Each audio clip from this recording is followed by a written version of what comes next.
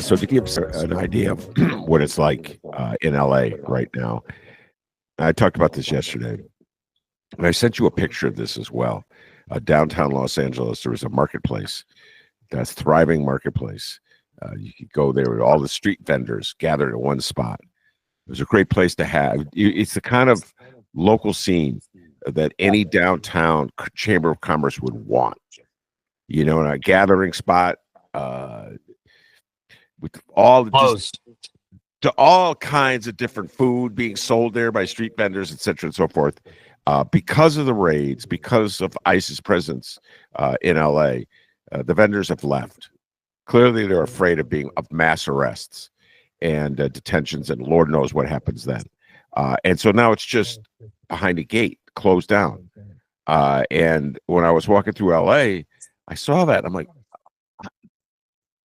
this is what you want, Trump? This is what you want to do to the economy? And that's just one mild example of it, Alejandro. Yeah. You know, that's just one visit. I immediately took a picture and texted it to you. Okay. I texted like several of my friends. It's like, what this is the consequence of your behavior. You're of Trump, of your actions. You're destroying the economy. You said it's like the fifth largest economy, the state itself in the world. LA is a thriving city. Man, you're trying to destroy a thriving U.S. city.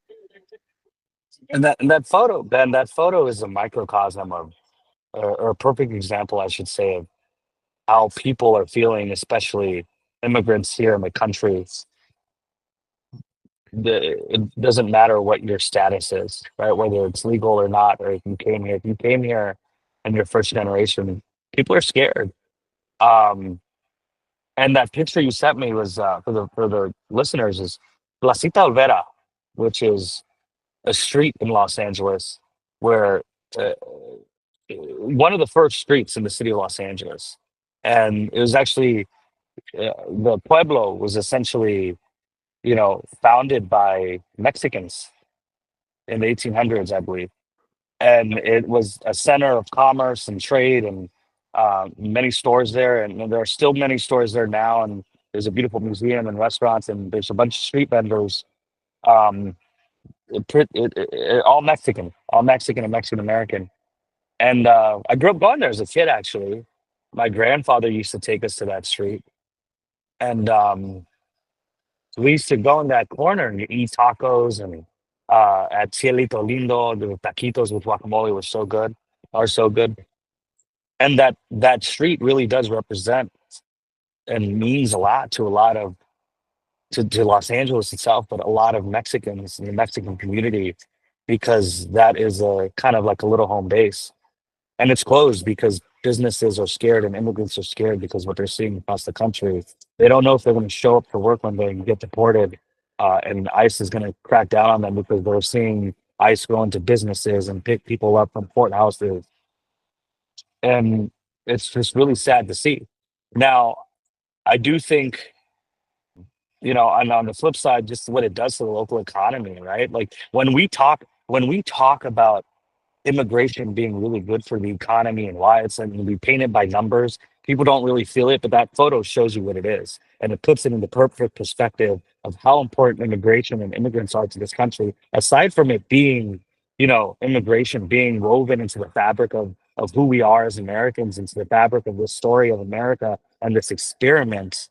That photo shows you exactly what it is. And that photo shows you something that the talking points and the numbers and the buzzwords don't show you.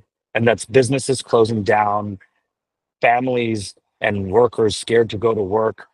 And like that's the fucking America we live in today. And that is the America that Trump has created. And it's really scary. And I'm not trying to get into this passionate, filibuster of where we're at, but like that's what it is, and that's why we're seeing protesters hit the streets everywhere across the country. Peaceful protests. Let's remember what is being narrated by Fox News and by the media is not what's happening. Trump is escalating the situation. Large, peaceful protests, breaking up peaceful protests. Not only is that a sign of a dictator, but let's not forget why they're there. Because of his disgusting stance on immigration, it has made people fear their lives, and for their lives and for their children. And we're fighting back, and we're hitting the streets. And and you know, w- we're not going to sit back, and we're not going to stand for the utter destruction of due process, and just sit there silently. Um, there's a lot to digest here. There's a lot to talk about. I mean, Trump compared it to the insurrection. Uh, like this guy's just fucking ridiculous, and it's getting tiring. It's Well, always been tiring, but it's just like, what are we doing here? so well, that's that you talk about political theater. Yeah, That is political theater. So the Republicans, ever since the shock, the initial shock wore off, Alejandro. I'm talking about within 24 hours. yeah, The Republican Party has been retreating from any outrage they would have toward what went down on January 6th. And as time goes on, I watch how they neutralize what happened, or they try to alter our reality, our knowledge of what happened. It's a form of gaslighting. And now they're looking for any example they can coming from anything on the left that they use can say, oh, this is even worse than January 6th. And it's so ridiculous. And I'll give you an example. I get these emails sent to me all the time by the right, trying to. I guess they think I'm on the right. I don't know. I get them. Thanks for sending, guys. And here's just an example. Donald Trump sent in the troops to help restore order after a weekend of violent riots. The president's decisive action comes as Democratic leaders in California continue to play politics while their cities burn. I'm like, their cities burn and law enforcement is overwhelmed. I'm like, I, I don't even know what to say. You guys just blatantly lie. Just blatantly lie right to our. We could see the city and burning.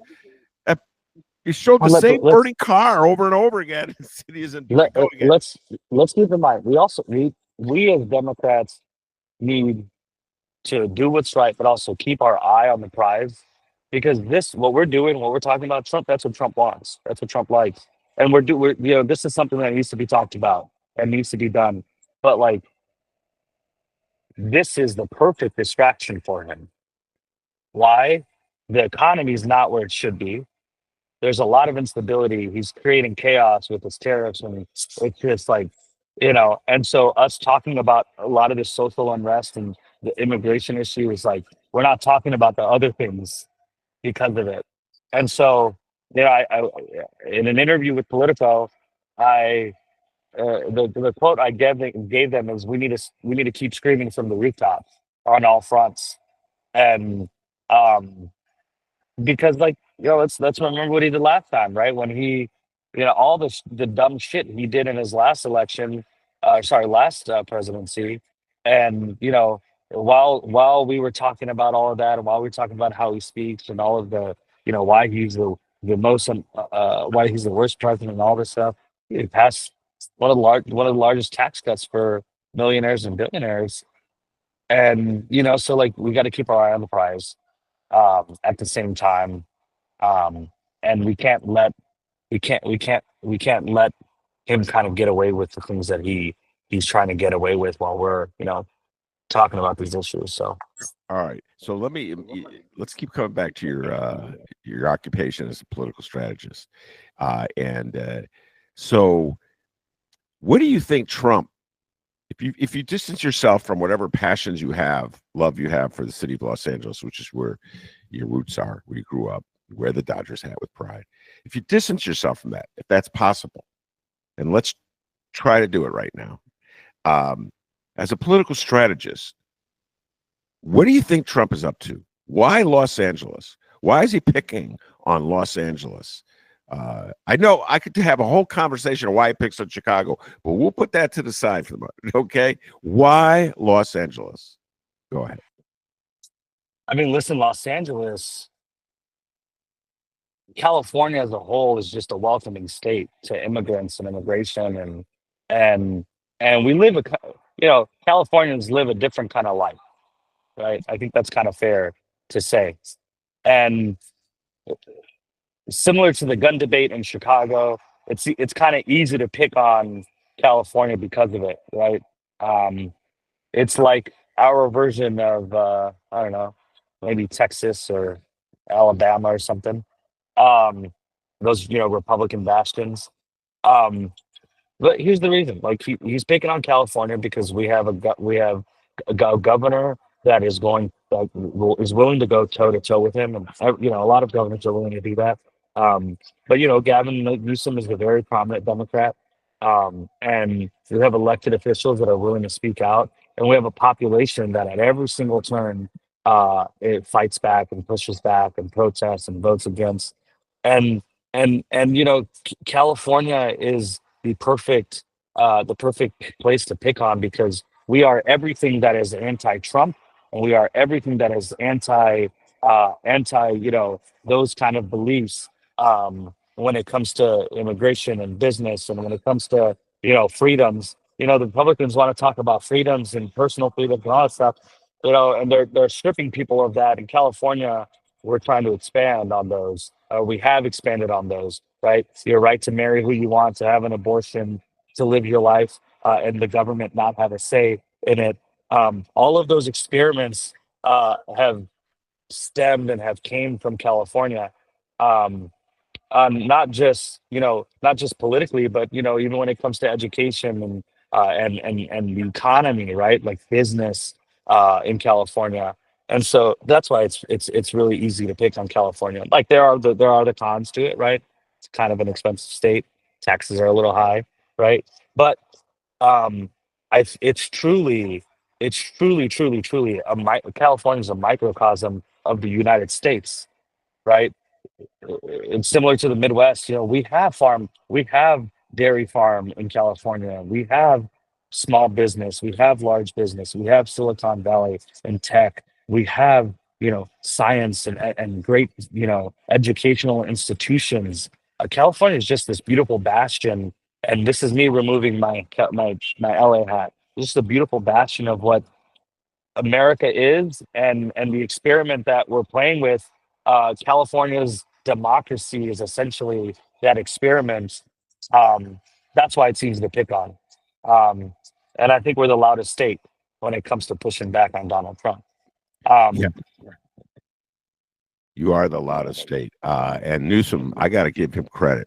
It was, if you had heard this show 3 weeks ago, I was ripping Newsom.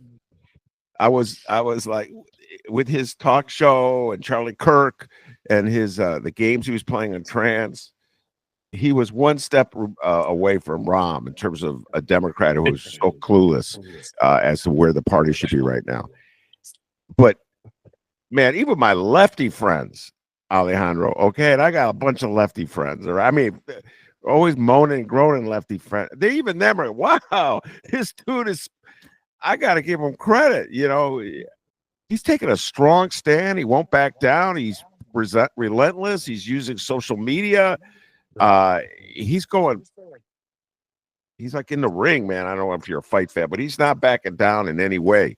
Talk a little bit about your sort of the ups and downs of Gavin Newsom. Go ahead. I think one sec. I'm gonna take off this sweater. Yeah, take your time, my man. He's I live. think the Go ahead. we're not live or anything, right? No, no. I I just I I said. listen. I think Democrats have like a love-hate relationship with Gavin Newsom. But here's why I think it's working right now. This is just me putting on my political hat on. I think there are very, very, very talented politicians across the country right now, both in Senate and governors across the country that would make a great president and presidential candidate. So I think it was a little too early to talk about that in terms of Governor Gavin Newsom. Um, but here's what I do think. I have two theories. One, Gavin is very talented. He's very smart, and has a big megaphone, and I think he's using it right. Um, but also, what I think Democrats are looking for is a fighter. Is a fighter, someone that's willing to go toe to toe with Trump. And there are many Democrats that are willing to do that, right? They're tweeting, they're posting videos, they're doing things in the press, that's fine. But what Democrats want to see is a fighter and they want to feel a fighter. And so what Gavin Newsom is really showing us right now is that he's a fighter and he's pushing back against Trump right now. And if you're willing to demonstrate that and show that, I think you can capture the minds and the hearts of a lot of people. I'm not saying right now that, he's going to be the president and this is great and like he's the front runner and all this stuff, because there's a long way to go and there's a lot of talent in our party, and there are a lot of people that can carry that torch. But I think Gavin is the flavor of the month, just as Cory Booker was the flavor of the month last month, right? And just as Governor Moore um, um, out of Maryland. Maryland was, has been the flavor of the month, and just as the governor from Kentucky, Andy Beshear. So I think we're searching for that fighter right now, and I think someone will rise to the occasion. Who that is, I don't know. The governor of California is really rising to the occasion and showing us that he's willing to go toe to toe and fight the lawsuits, and what he's doing in the media. Um, People like it. I like it. I think it's fantastic, and I think we're definitely lucky to have someone right now that's willing to do that for us. And so, what about the other party, the Republican Party? I'm watching, and I'm looking for anybody. I don't know. I don't know what Republicans are going to do. That's very, very hard because Trump is a unique character and a unique figure. And you can try to be like him, but we saw what happened with Ron DeSantis. He tried to be Trump 2.0 and couldn't live up to the occasion. And here's the thing. Here's the credit I will give Donald Trump, and this is the only time you're able to hear me say this. He's a very smart politician, and he's gloves off, and Republicans like that. And that is not something that you can just create or do. I don't know if maybe I'm in New York City. I don't know if it's the New York grit and vibe and if it's the New Yorker in him or what the deal is. But I don't see any figure, any talent in the party right now that is like him. And it sure as hell isn't JD Vance. It sure as hell isn't Ron DeSantis. So they're gonna have there's some soul searching that's gonna be done on their end, just as we're doing that soul searching right now ourselves. Well, I was actually talking about something else. As soon as I heard your answer, I realized how absurd my question was in many ways. I was talking about somebody within the Republican Party who would stand up to Trump. I don't see it. Yeah. I don't. We've seen Yeah. we've seen this happen every year, right? Yeah. It was at one time it was Adam Kinzinger, the other it was Ron DeSantis, and the other, everyone that just stands up to this guy gets stomped down because that 40%. Yeah. And that's wait, just so you know, that 40% is a nationwide number. Yeah. If you translate that 40% into Republicans only, you're talking 80%, 90%.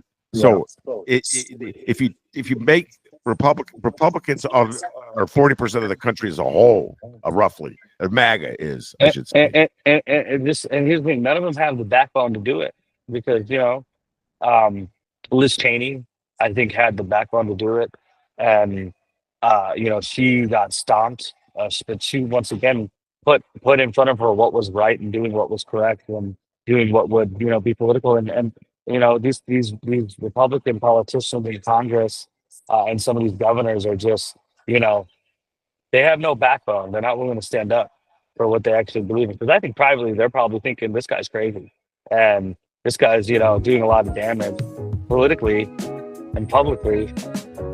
It's a career ender. All it takes is one tweet. Damn.